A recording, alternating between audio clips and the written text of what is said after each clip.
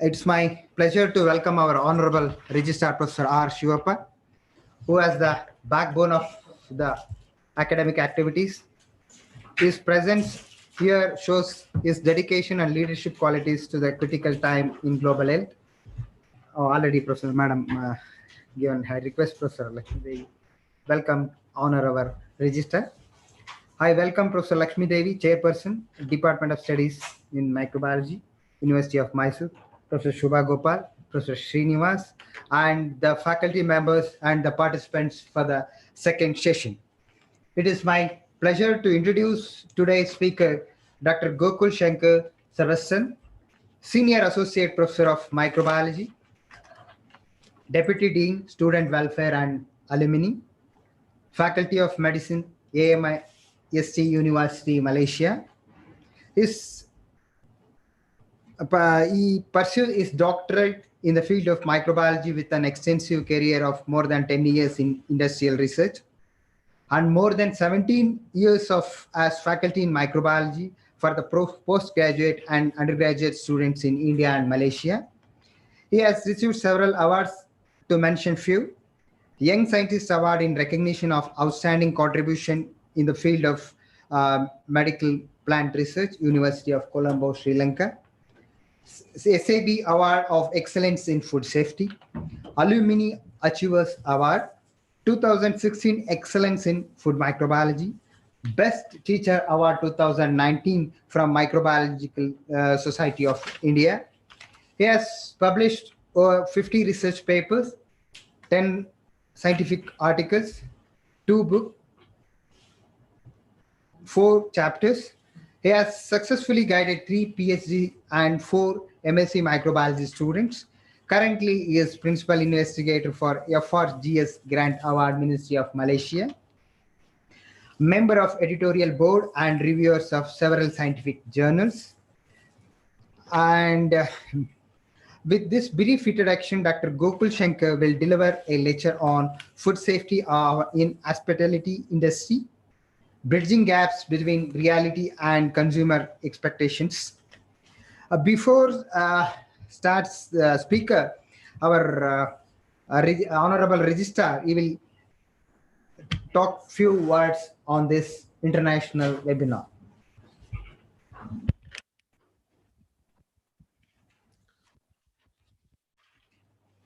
Good morning, everyone.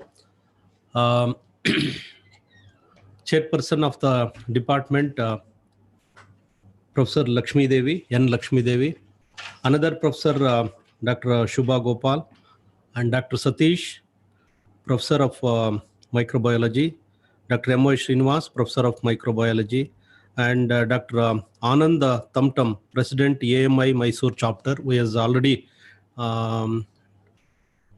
is also, I think, is logged in. He was present. And also today's the second session speaker, Dr. Gokul Shankar from AIMST University, Malaysia, and all the viewers. I think during this COVID-19 pandemic situation, many organizations, including educational organizations like universities and higher education institutions, have prepared themselves without losing the time. They have prepared themselves to meet the challenges of these difficult times. I think in this background, our Department of Studies in Microbiology has organized an international webinar on current perspectives in microbiology. Last week itself, they organized the challenges and also the COVID different perspectives on COVID-19 situation.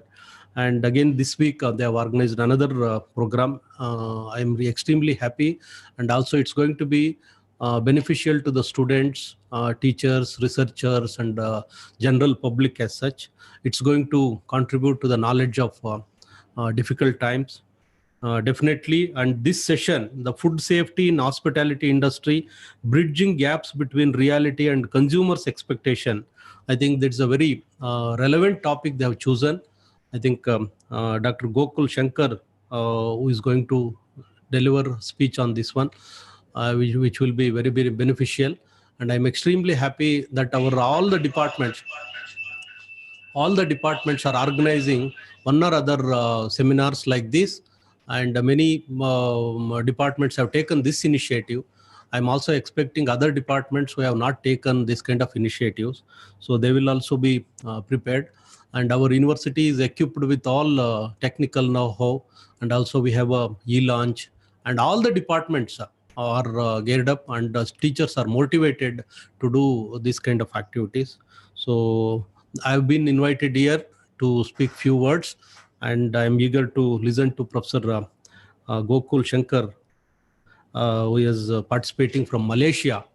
And this is a really blessing, and it's very difficult bring people from other parts of the world, and very in a digital way we are meeting together, and it's going to help us. Actually, COVID has helped in this way. Let us look at it from positive angle. People from Malaysia, people from Australia, people from Canada, USA, from wherever they are there on the earth, so we can talk digitally. And very recently, our Prime Minister, Honorable Prime Minister, addressed us during the 100th convocation. So we were all thrilled, and he has advised us to gear up ourselves and also to prepare ourselves to meet the challenges which are upcoming. And these viruses, we don't know. They are not they are not giving any hint, but they are emerging, and we need to understand how these emergence of these viruses and how to mitigate the situations medically, and also all the measures which we need to take up. I think all the entire world, including families, everybody, human population is really are in danger now. So we need to prepare ourselves, and I think we are having a sound knowledge and enough knowledge, and also maybe little slow in our research activities coming up with the medicine. I think that is also in another 2-3 months. I hope in 2-3 months we will have a medicine for this one. With these words background, I would like to listen to Dr. Gokul Shankar. And also, once again, I congratulate our Department of Studies in Microbiology, who are they're exemplary in their research activities. And all the time, they have brought a good name to the university, and also in the field of microbiology, they have contributed a lot. And professors from this department have traveled abroad and went to different countries, and they have made a significant contribution to the microbiology field. So they are continuing their efforts. I'm extremely happy as a registrar, and I wish once again all the best for all the department colleagues. And please go ahead with this one. All the viewers have take care of yourself. And we have recently received COVID-19 guidelines from UGC that will be circulated amongst all the people. And today it has been prepared in local language, Kannada also. I think today evening or maybe tomorrow we will distribute that also. So yeah, all the students will be able to understand in their own local language. So thank you very much for inviting me, Madam Lakshmi Devi, Srinivas, Satish, and Professor Shubha Gopal. Thank you very much. Yes. Thank you, sir. Now I request the speaker. Sir, over to you. Thank you. Okay, a very late good morning to one and all. It's my privilege to join you all in the beautiful heritage city of Mysore today. Thanks immense for the University of Mysore and the Association of Microbiologists Mysore chapter for making this event happen. I'm also a life member of Association of Microbiologists, so it's also sort of part of coming back to your association. And usually they say like it's an epidemic of virus, and there is a pandemic of seminars and webinars. Okay, but as the Honorable Registrar pointed out rightly, it is coronavirus has changed the way of life and the way we think. But as he pointed out rightly, it has also given us new opportunities for people all over the world to connect, okay, which we would have not thought of this an year before. We would not have thought that this is possible in an everyday event, that you can meet an international person or an international scientific forum to happen. So this virus has made it that simple. So with that words, I would like to start with my talk. Hope I can share my screen now.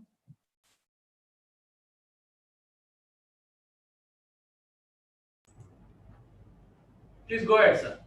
You can share.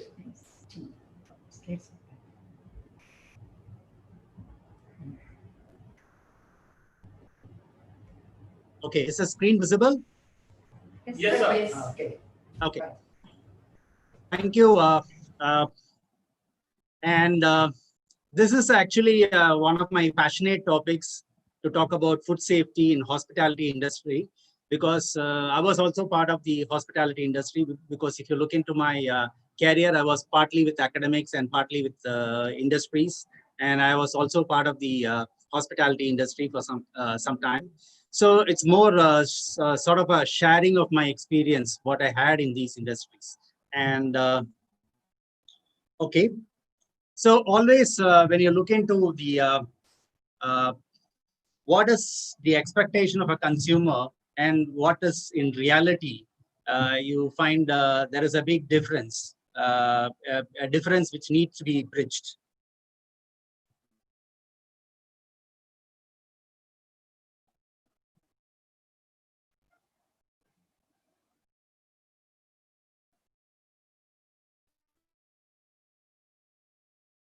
Please watch this video.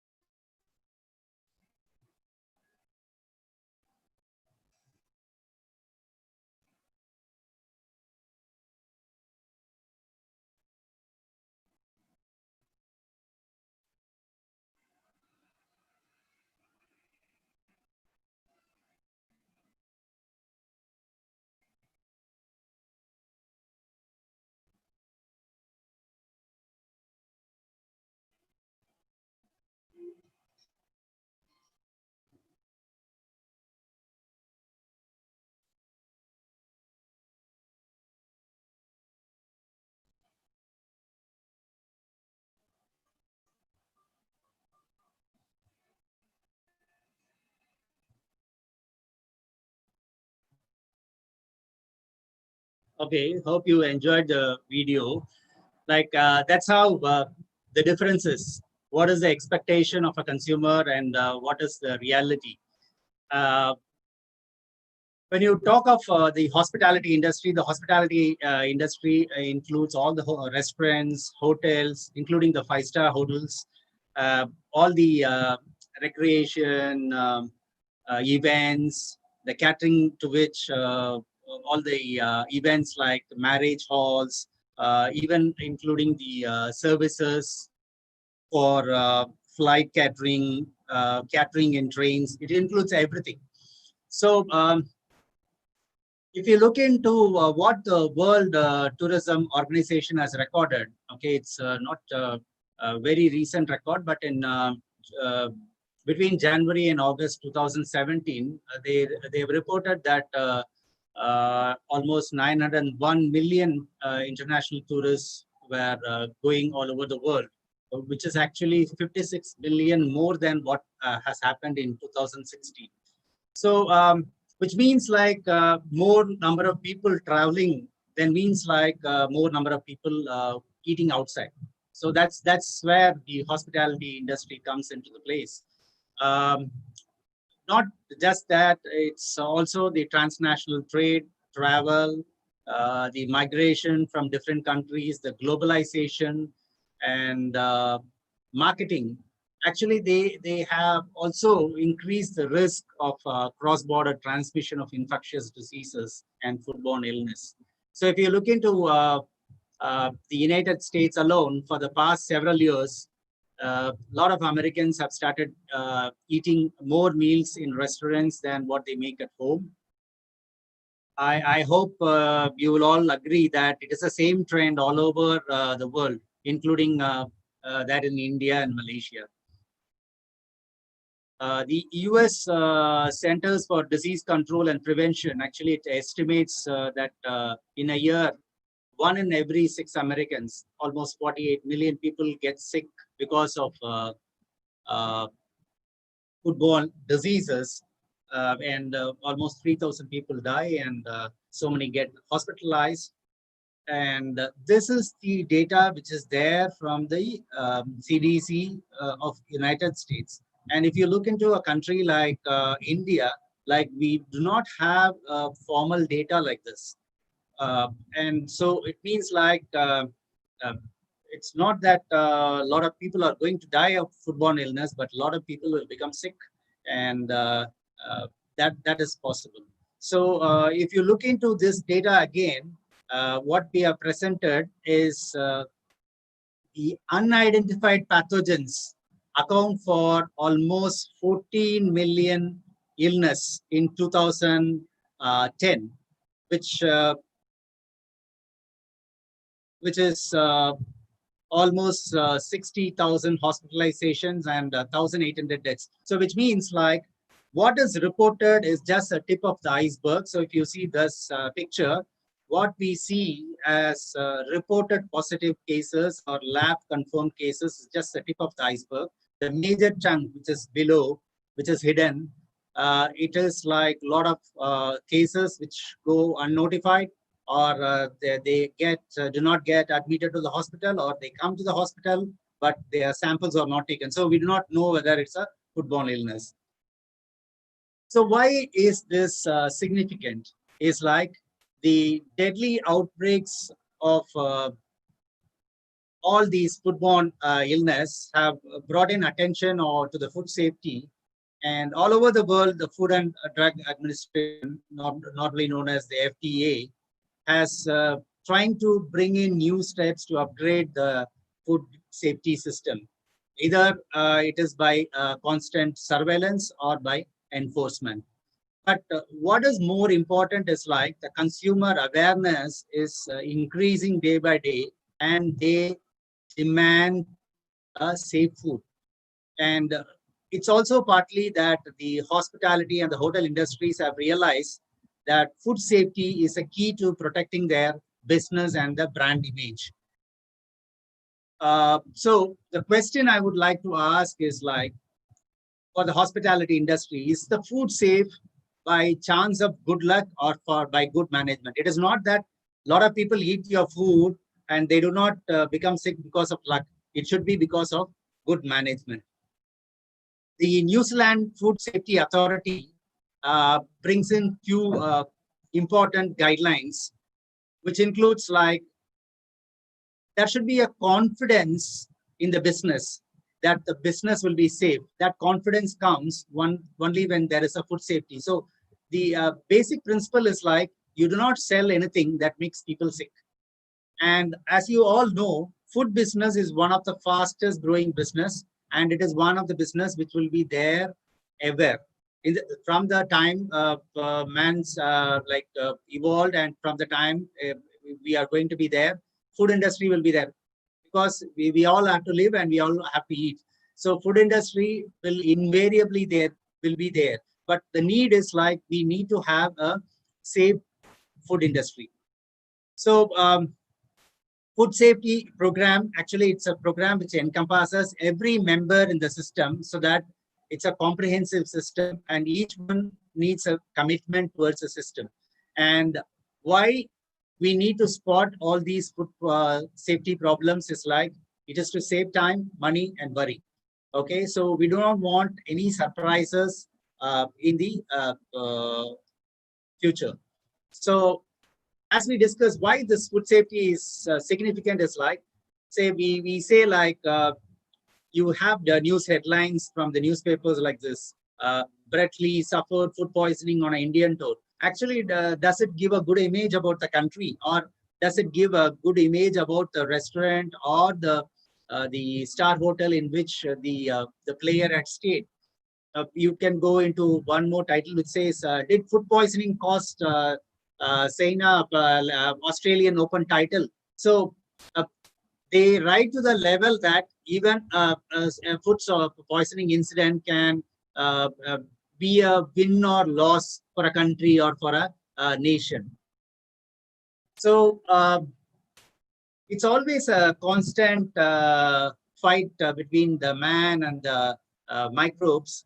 So I always call them as the fast versus furious. The man trying to be fast, trying to battle with the microbes. Okay, so we are trying to be fast, but the microorganisms are furious. That we also know, like in the pandemic situation where we couldn't manage a tiny virus.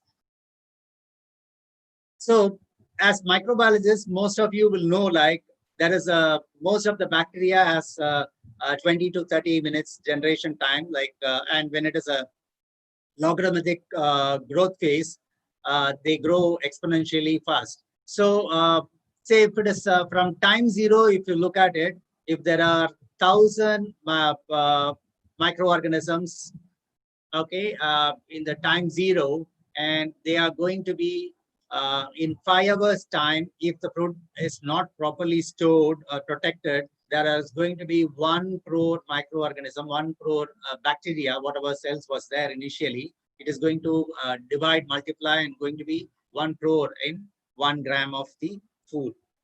So, and the microorganisms are challenging because they grow in all temperatures. They are cyclotrophs, they are mesophils. Mesophils, most of your foodborne bacteria are mesophils. They like a room temperature. There are thermophils, they are cyclodiurics. Thermodiurics means like they grow in low temperatures, they grow in high temperatures, okay, and they grow in normal room temperatures as well. Okay, and but most of the food-borne bacteria, like if you look at it, like the Salmonella, Shigella, Clostridium, E. coli, and all that, they all grow in the room temperature or the temperature which is normal. Okay, so you have something which is called a safe danger zone. A danger zone is like a temperature between 5 degrees to 60 degrees. So the food which is below 5 degrees or above 60 degrees is safe. Okay, and but you also have something which is called a super danger zone, where it is between 21 degrees to 54 degrees, where there's a phase in which the microorganisms can multiply and grow very fast. Okay, so this is what you see if you have traveled in Malaysia. Like there are a lot of small outlets which are called the nasi kantas, which is 24-hour shop. So you get food all the 24 hours time, and the food is prepared and left over in the trays with the heating, of course. But it will be kept open and will be there for several hours. We will discuss on what is the time where a food can be outside. So it will be in a warm temperature, but it is not in a constant heating. So this is how, and then another example is like how you go in for your buffet. If you go for a buffet food, like you will see that they say if it is a buffet for lunch, then they open at 11:30 or so in the morning, and then it will go up to 3 o'clock. So if it is an evening dinner buffet, they open around 8 o'clock and they are 7 o'clock in the evening, and then it will go up to 12 o'clock in the night. The food is constantly exposed to the room temperature. Okay, because most of you would know that if it's going to be in a star hotel, it's an air conditioned environment which will also cool down the food very fast, so that which will make it ideal for the bacteria to grow there. So the Center for the Center for Science and Public Interest, they have a simple formula called the 2-2-4. Okay, which is the 2 hours, 2 inches, and 4 days. What is this 2-2-4? It's a simple thing which is not only for the food industry, it's also for something very simple to be practiced at home. 2 hours is like no food has to be left out in a room temperature, in a normal temperature outside, okay, more than 2 hours. Say, imagine you have a guest at home. You receive them, you have your dinner, and then you start chatting. It goes for hours, 3-4 hours. The food is lying, the leftovers are lying outside. Okay, but that's not the way. So when you want to your food to be safe, after your dinner, pack your leftover food, put it back in the refrigerator, and then you start chatting. That's a way to go. So that's 2 hours. 2 inches is like the food should not be overloaded in the containers. So mostly if you see all the food industries, that their food will be stored in trays, not in big containers. It's just in trays, and the tray depth advisable for storing food is just 2 inches, because there will be a rapid chilling of the contents if it is less than or about 2 inches. Okay, and then the third category, what they say is 4 days. Eat, even if the food is refrigerated, you have to eat all the leftover foods within 4 days. Okay, or if it is it's under deep freezer, that's fine. But most of the times, if it is refrigerated, it has to be cleared. But if you can see, like most of you, you look into your refrigerator, you'll have food for food which has been lying there from the previous week, 2 weeks before, 3 weeks before, and so on. Okay, so that is something for us, for all of us to think. And then we have the ancient practice of offering food to the god. Okay, like in the Indian culture. So that is actually an aspect of food safety. Why do you offer food every day to God? Is like you have to cook food every day. It's not that you cook food one day and store it for 10 days and eat. So when you have to offer it to God, you have to prepare the food every day. That's what is being done in most of the temples and other religious places, because food has to be offered to God. It should be steaming hot.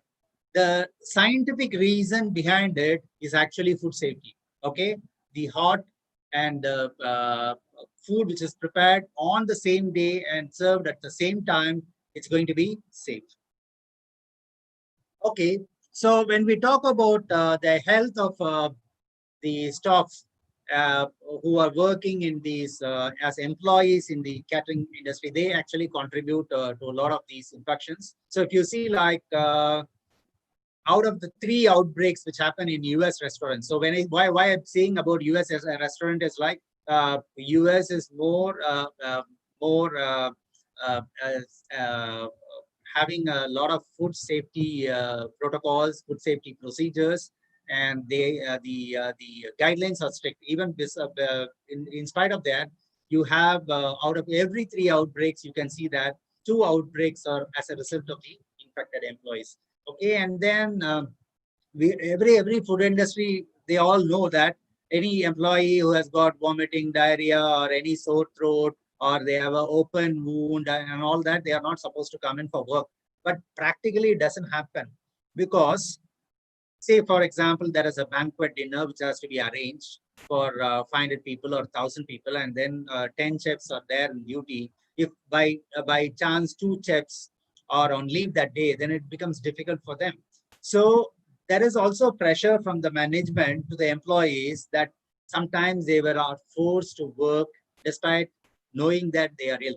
Okay, so that should not be done. So that actually violates the code of food safety. Actually, and then that gives more problem. Okay, uh, uh, I'll give you an example of outbreak in Taiwan, which happened recently. This is in a hotel called Royal Shio. Almost a lot of visitors, 121 visitors were taken ill. Almost 77 had required medical attention. And if you look at that, why this happened, so the food safety authority came. They were looking into, usually they suspect the water first, so they were taking samples of water and all the ingredients of food which was used to make the dinner that day, and they found that the filter water which was used at the hotel, actually the colony count of the bacteria was very safe. It was less than 1 CFU per 100 ml. The normal count which is allowed is 100 CFU per 100 ml for the normal total count in drinking water. But it was less than 1 CFU. But later, when they went into deeper investigations, they found that some of the food handlers, they were asymptomatic and they tested positive for the norovirus. So what they were looking in the drinking water is like the bacteria, but it is a viral outbreak. And then it is the food handlers who are responsible. Finally, what has to be done is like the hotel management has to apologize. They have to write a public apology to everyone, and also pay a compensation to all those people who are infected. Okay? So that's why I say like food industry, like if there is a hotel which is a prominent hotel and known, then all these news is going to be flashed in the media, and then it's going to affect the reputation of the hotel industry or the hospitality industry, and also going to affect their business. Are we okay so far? Okay. So in food safety system, like most of you would have studied um, the food safety system, which is HACCP, the hazard analysis of critical control points. So I'm not going into the details of HACCP as such, but I'll tell you examples of how personally, like there are few examples like how critical control point can be identified. Okay, so HACCP plan is very important. It is a plan which is supported globally, okay, including the US FDA. Like it's a mandatory requirement in most of the European Union countries. And as you know, like the hazard analysis, when you talk about the hazard can be a physical, chemical, or biological hazard. A physical hazard can be just a presence of a glass piece or even hair on the food is just a physical hazard. It can be chemical or it's biological. So each of these hazard plans are very specific. So if you look into a particular menu, a particular client, or a particular hotel setting or a catering setting, or if it is for a particular process, it will not match for each of this. So it's very specific. So it has to be made specific. One plan cannot be transferred to the other program as such. Okay, so these are the general principles of HACCP, the 7 principles of HACCP. And they are how to conduct hazard analysis, then determining the critical control points, establishing critical limits, have the monitoring procedures, establish corrective actions, verification procedures, and you have to document everything. So these are the steps. Okay, so we will go into some live examples of the hazard principles so that you understand that much better. So how to conduct an hazard analysis? Okay, now if you look at this picture, can you identify the foreign agent? If you want to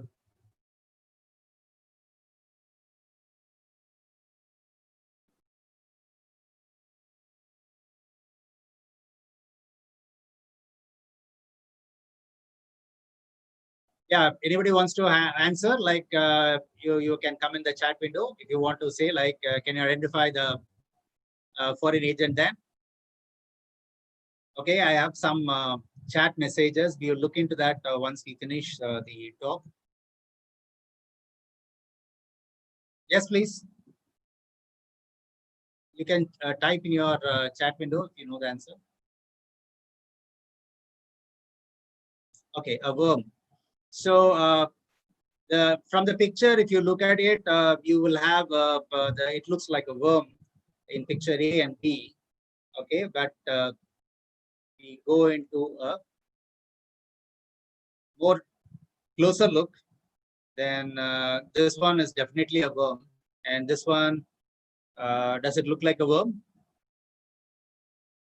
Okay, like right.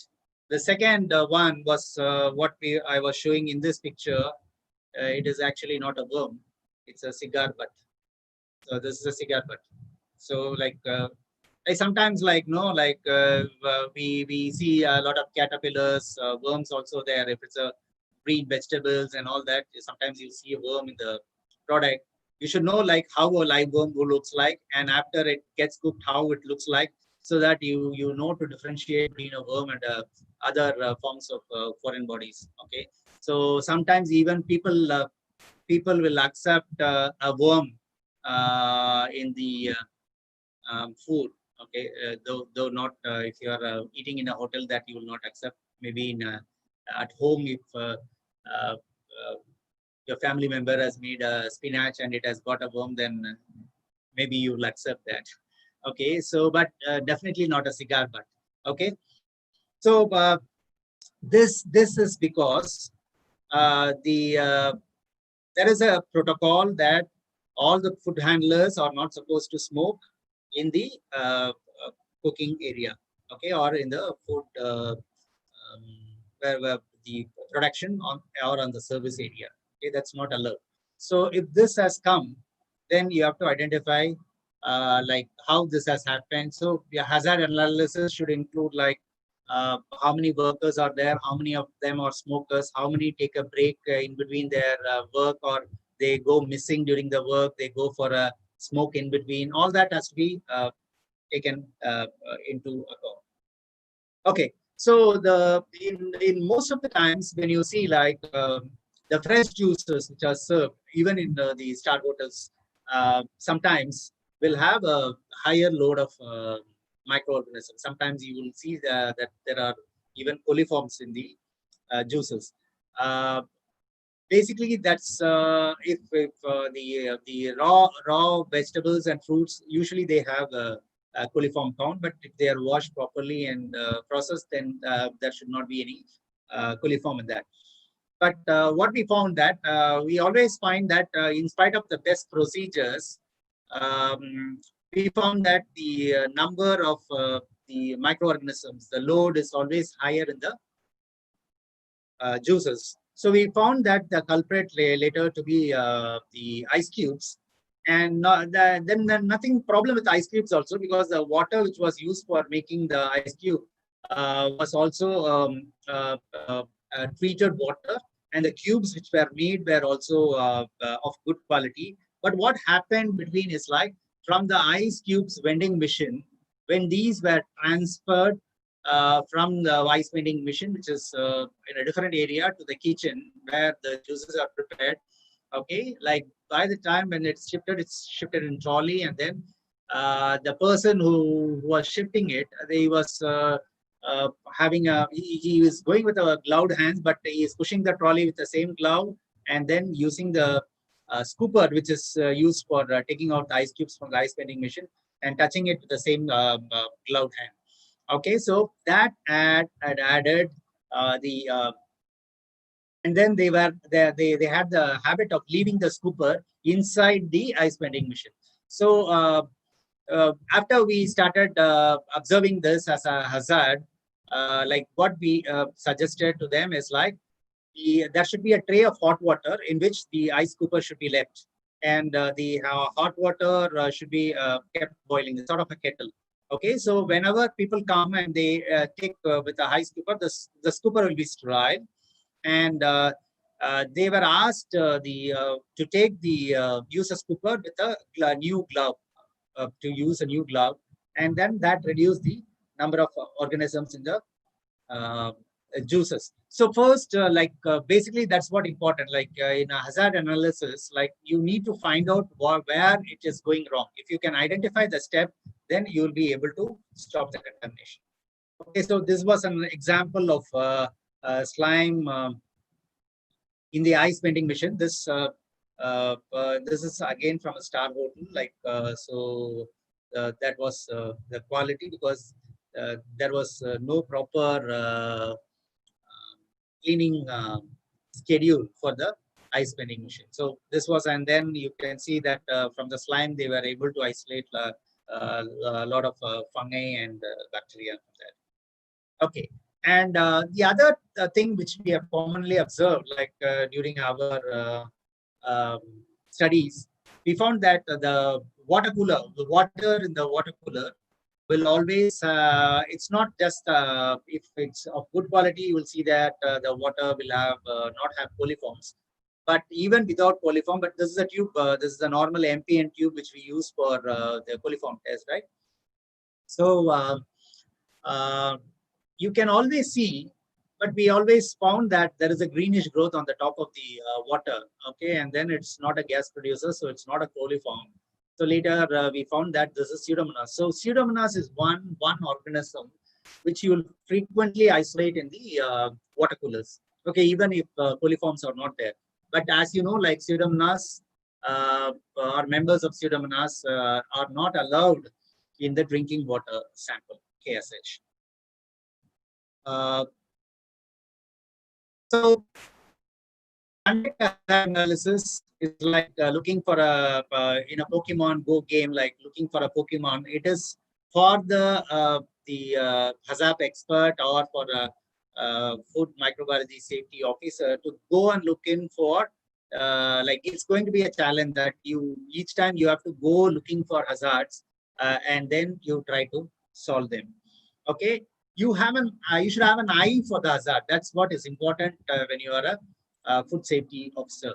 So one of the inspections when we went for outlet, then we told that the fork which was used, they have been using plastic forks and spoons, okay, in one of the outlet, and it's one of the popular outlets. I don't want to name it, and we found that the fork were used was very flimsy. So as a report, we gave that the forks can be considered for replacement. So the tips were weak, so it were breaking. Like, so if you try to use a fork on the chicken, that tips of the fork were breaking because it was in plastic.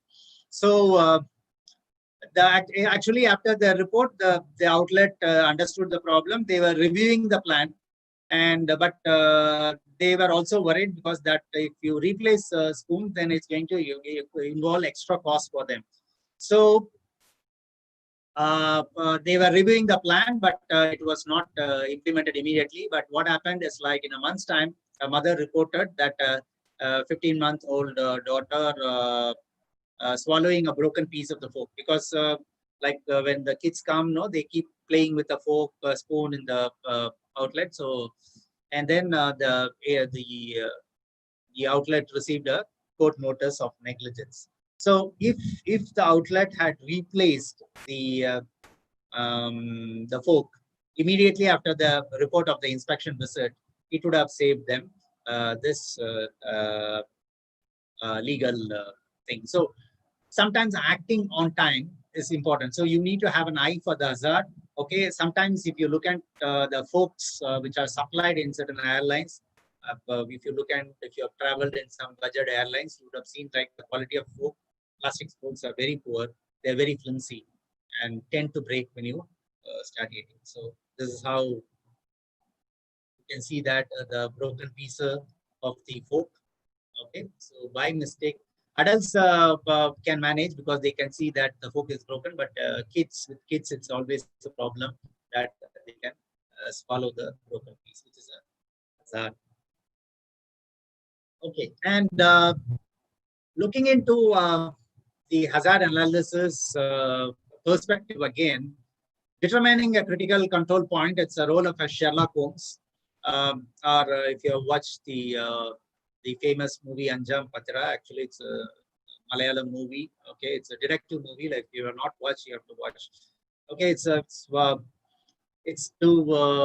sort of a investigative story. Why I'm saying this an example is like to determine a critical control point, the food safety officer needs to be a detective. Okay, something like a Sherlock Holmes. Okay, I will give you one example of our visit. So we went and investigated a catering facility, and it was a large catering facility which was catering for more than 3,000 people. So when we examined their storage room, we found this. If you cannot guess what is this, it's actually the rat urine. So this we saw in one of the corners of the storage facility. So we said, like, then there is chance that the rats are there in the room, but the storage manager and all, he refused. There is no possibility that the rats are there, because they have never spotted any rat or any pellets of rat and all that. But we were so sure, our investigative team was so sure that this is rat urine. So what we did is, like, we had to go around the place, and then we went behind the storage room, and then we were checking the outlet pipes and all that. We saw like a lot of the pellets of fecal material of rat. So, and then this problem, they said like they again when we went for the next visit also, they couldn't solve the problem because the problem persisted, because they, after the initial reported, they had used, they called the pest management system. That is a regular pest management system, but this specific case they called again, and there was a proper pest management done. In spite of that, the problem persisted even during the next visit. So we found that what is the culprit is like, there were water pipes on the ground. This is unused pipes, and earlier they were using it, and then it was removed. So these pipes were at a ground level, but little higher above the ground level. But this was not cut to the ground level and sealed. So this was a culprit. With these pipes, which had opened to the exterior, the rats were coming inside. So it is a hazard. Actually, this can also be an occupational hazard. People can trip over it and fall down because it was projecting up. So we had pointed this out, and then later they sealed all these unused taps, and then they were able to prevent the rodent infestation. So this is another example of when we are talking about rats. I just wanted to share this video with you.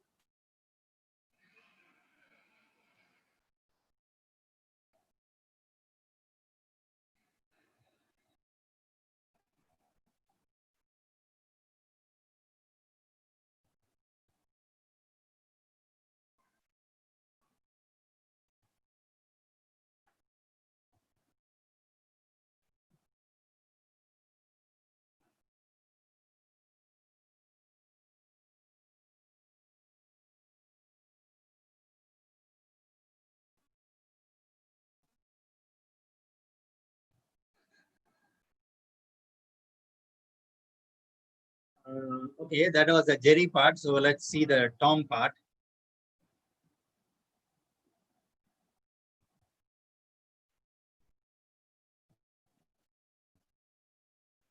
Hope you are able to spot the cat there. Okay, so the first video which I showed is for you is from a clip from India. The second one which I showed is from one of the Middle East countries. So the food safety problem is not something which is persistent to a particular country. That's what I told you. Like when we started the talk itself, I was telling something about the food poisoning cases in USA. So it means like no country is free from this sort of thing. So to determine the critical control points. Okay, it's a story of finding Dory. Okay, and you know, that's in the story. Actually, the Dory forgets, like it loses its memory, sort of amnesia, and then it's not able to do it. So, okay, now there are a lot of things which we forget in the food investigation checklist, that these can contribute to foodborne infection later. Okay, this is an example. A guest who was checked into a star hotel developed food poisoning after eating chapati in the restaurant. Okay, and later, like there was nothing wrong in the flour which they use for making chapati and all that. So it was okay. The atta was okay, and then. But further investigation, like we found that the report from the microbiology lab said like there is a lot of yeast and mold count in that. So we had to go and investigate. We found that the rolling pins which are used in the thing were unclean. And then when we were taking scraping from this and swabs from this, we were able to grow a lot of fungus from that. Okay, and then also found that there is no expiry dates which were there, no first in and first out signs. Though they were practicing it in the outlet, they were practicing first in and first out, but there was no dates marked. Okay, so you cannot always rely on your memory. That's what I would give you an example of Dory. Okay, so you cannot always rely on your memory that to remember that food came in first, so I have to use it first, and so on. So it cannot happen. So every food which is stored has to have a date. Okay, so that we it's easy for people to practice first in and first out. Okay, talking about the establishing critical limits for the HACCP plan. Okay, this is an interesting study which was done by the BARC team, Baba Research Center. They did a study with, this is an old study from 2015, I think. They took almost 90 samples of water from 18 brands of bottled water all over Mumbai. They found that 27% of the samples contained more levels of bromates than what is allowed or permissible by the WHO. Okay, so the standards which was allowed by WHO is 10 microgram per liter. Okay, and you know that the International Agency of Research on Cancer classifies bromates as group 2B carcinogens. Okay, so they are carcinogenic. So their levels cannot be more than 10 microgram per liter. But what was the lacuna here? When the study was done in 2015, there was no indication or no specification on the level of bromates in drinking water as per the Indian standard, Indian Bureau of Standards. Okay, the WHO standards had, but Indian standards had parameters for all other things, but not for bromates.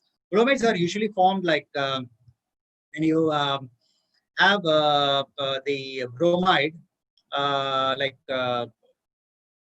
when you have the bromide, if you have used a sort of a ozonation process, then it can convert that into bromate. So you may think that ozonation is the best way to do it, but if the level of bromide is high, then it's going to convert that to bromate.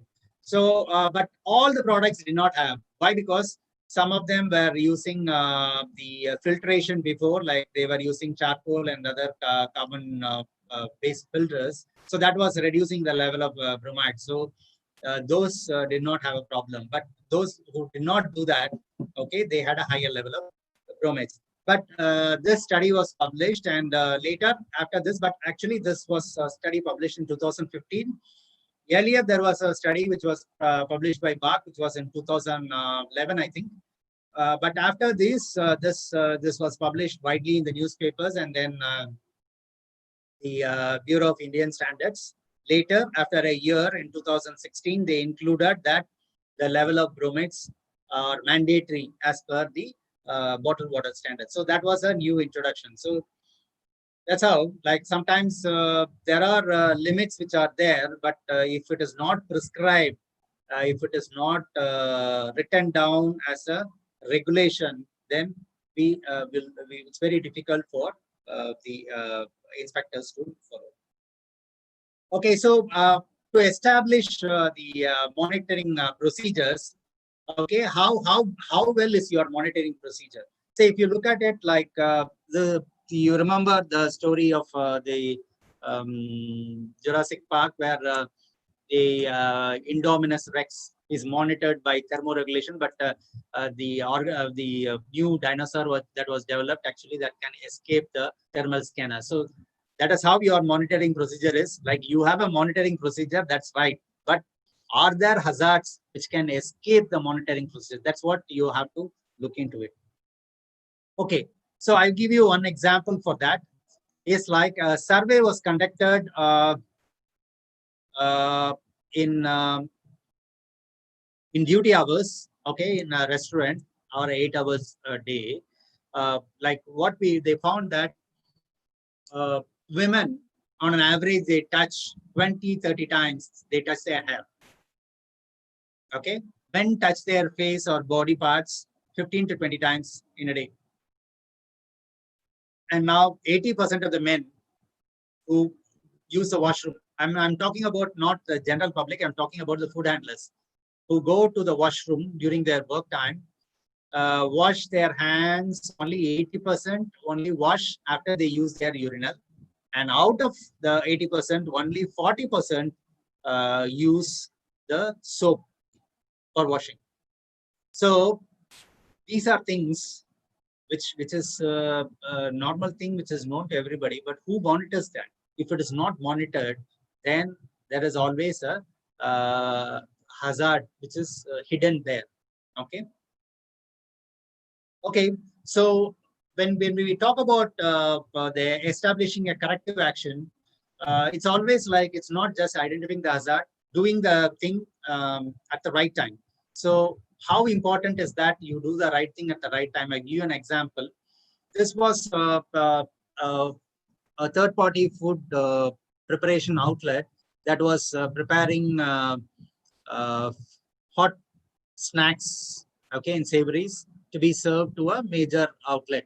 Okay, so it's a third-party unit they were preparing, and then it will go from that to the from the caterer to the place of sale. Okay, and then it's a popular food outlet. I don't want to name the food outlet. So like we were part of the QC team to visit to the food catering place and then give a report. So when we found that one of the spoons which they were making to make the steel ladles which they were they were used to make for hot samosas. Okay, we found that there was a break in the spoon, and they have tied with some what to say, iron wire to that. So we objected to that, and they said no, they have ordered a new one. So till that time they are going to use this. But after our report was given, the 2 days after that, they took 2 days to replace the thing. But by the time they found that in one of the guests who was served with a samosa, he had a iron wire or iron filling on that. So he reported that, and then it was a major issue. So they had to do a lot of investigation into that. So, and that's why, like, when I say, like, when a report is given, if a right action is taken on the right time, then it saves the situation. So this is something which is a dirty little secret, which was a survey which was conducted among all the restaurant managers, 100 restaurant managers all over the world. So they were talking about the documentation process, how accurate it is and all that. So they were using some checklists to do all these surveys. So they say all of them said 100% said like having a checklist is good. 42% said that they do it on a daily basis. 45% said like the temperature log, they were doing it on daily basis. And 88% said like they did it on paper. It's not computerized, so they were doing it on paper. The final statistics is the important one. It's a kicker. So 94% of the respondents believe that their checklists were not being filled accurately or honestly. That's what they feel. So it means like there is a routine checklist there, but people keep filling it. Whether they really checked it and filled it is a question mark. So this is a survey which was conducted among 100 restaurant managers all over the world. Okay, so this is another interesting example. Like usually, like in a hotel industry, like if it's a buffet, imagine if it's a star hotel, a 5-star hotel. Before the buffet, like almost in a buffet, like you'll have 60, 70 items being served. So like the executive chef will come just before the start of the buffet when the food is about to leave the kitchen to the dining area. So he will come and check the taste of certain food. Okay, so there should be this sort of a quality check. So when he checks that, if the quality is not good up to the standard of their level, so that particular item may not go for the day, for service that day. Or if that needs a minor improvement, then he will ask them to alter that.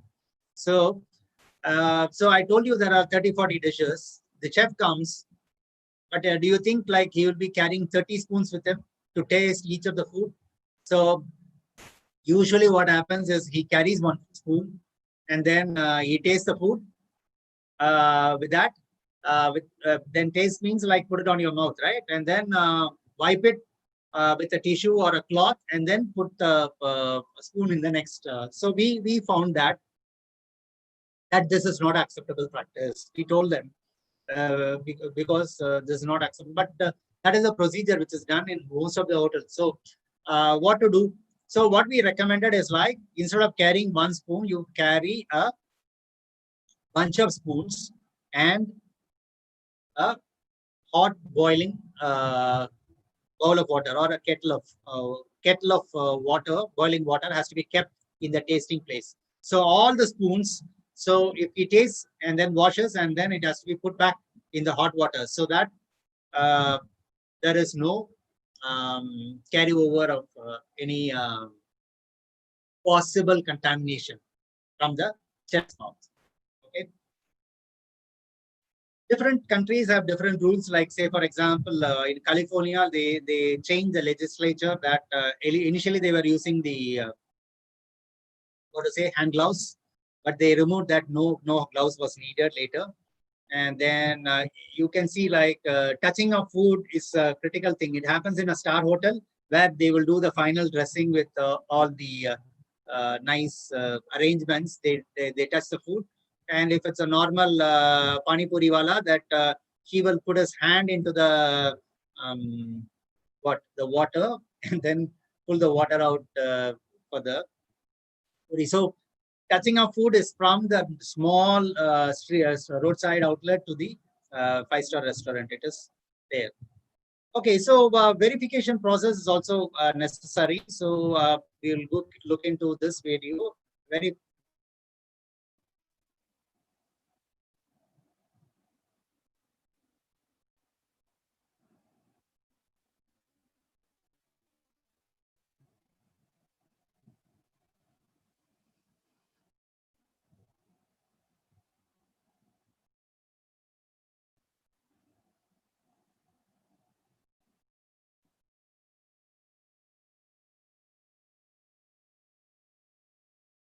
Okay, this one happened in a railway station where the water from the washroom was used for preparation of tea or something, like, because the container is brought from inside the washroom of a train. Okay, so this one was a big uproar because it was in the media, and then the caterer was fined for a lakh and all. This is one reported incident. How many goes unreported? Okay, so you can see this one.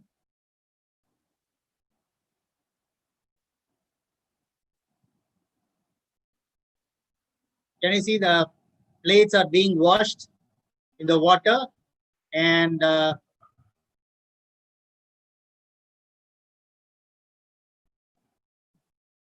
you be interested to eat from a plate like this? Okay, so that is where the role of a food microbiologist or a food safety officer comes in. Okay, this is another report from Malaysia, which was published in the Star. Okay, the raw food being cut, okay, near the next to the drain. Okay, so record keeping is another important. So as we are running out of time, I'll just do a little rush. So self-infections are important, and you look into the safety of food. It is not just a law, safety, or it's not just a science. There are a lot of ethics which is involved, and then finally, there should be a policy that has to be implemented. Okay, so I think we'll conclude now. Like, I thank the senior management of the University of Mysore and the Association of Microbiologists of India, Mysore chapter, and the entire organizing committee for this opportunity, and all the delegates and students for your listening.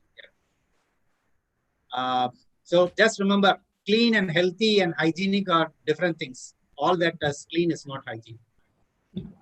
Thank you, and you have the feedback for my email, and this is the beautiful university, AIMS University, Malaysia, from where I am. It's a 230-acre university. Like, if you happen to visit Malaysia, you're most welcome to our university. We have a lot of programs. Like, if you're interested, you can check in our website. Thank you. Thank you very much, sir. Thank you very much, sir, for your wonderful lecture, sir. Thank you. Thank you.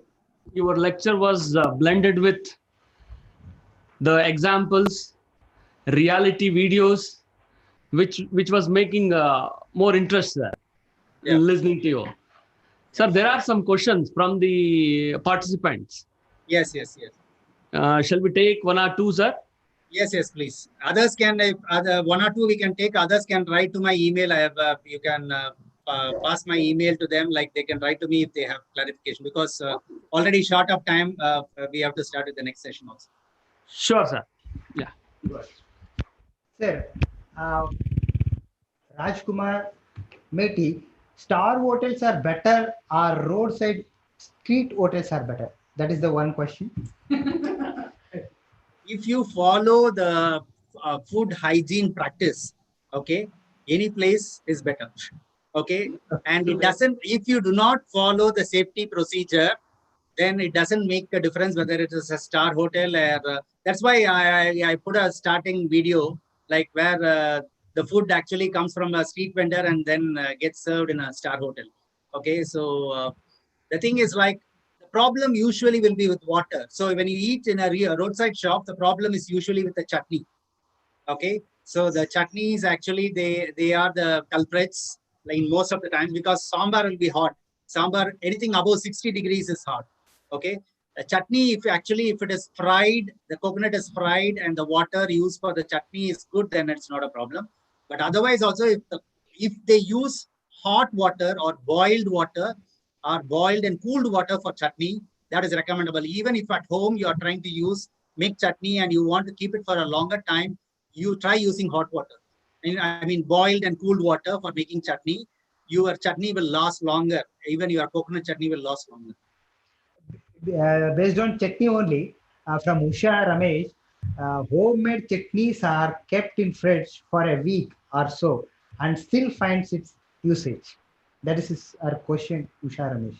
That's true. Like if you homemade chutney, if you look at it, like the moment you handle with your hand, then it is gone. Okay, and then you have to use it with the proper spoon and all that. When you talk about chutney, like it also, I said, like if you leave anything for 2 hours outside, then it is not going to be safe. Okay, and maybe like we also have a tolerance limit. Okay, as most of Indians, we have a tolerance. Even if you have a load of coliform, it doesn't harm always. Okay, but anything left outside for 2 hours is not suitable. Especially coconut chutney cannot be stored. Even if you store in refrigerator, not recommended more than a day. If it is other forms of chutney like onion chutney and all, which is fried, or tomato chutney, which is fried and then prepared, then it is okay. Even coconut chutney, if it is fried before, then it is okay. Yeah. There are so many questions. One more question. Sir, usually we found TPC count more than the limit even though it is stored at -20. What might be the reason for that? And as well as for ice creams also. And even for cooked foods also. So what could be the reason is like we are not going to eat anything sterile. Man is not programmed to eat anything sterile. Okay, when you eat, you will have microorganisms in the food. But the question is whether pathogens are there or not. Okay, that is where makes a difference. Okay, so that is actually a totally new area of talk also. Like you know about the gut bacteria. Most of the gut bacteria and variability comes from the food that what we eat. Okay, so like we don't want a sterile food. If food has got bacteria, no worries, but it should not be a pathogenic bacteria. That's it. Sakun. Thank you, sir.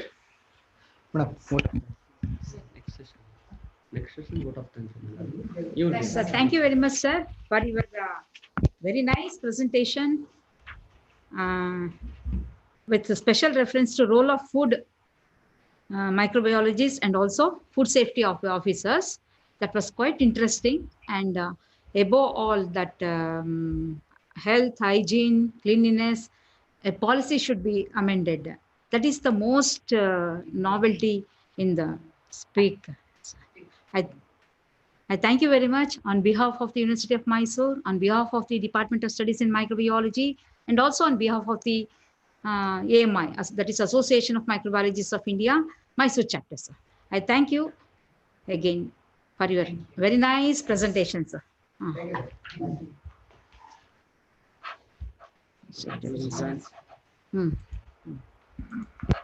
Dear participants, the next session will start by 12:45 to 1 o'clock. Please join again. Thank you. 12:45. 12. ಈಗ time ಎಷ್ಟು 12:35 ಅವ್ರು ಬರಲಿ.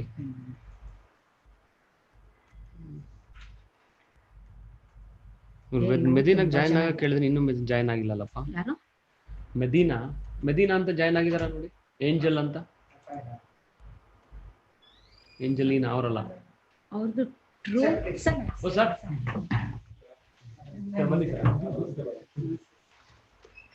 ಈ papers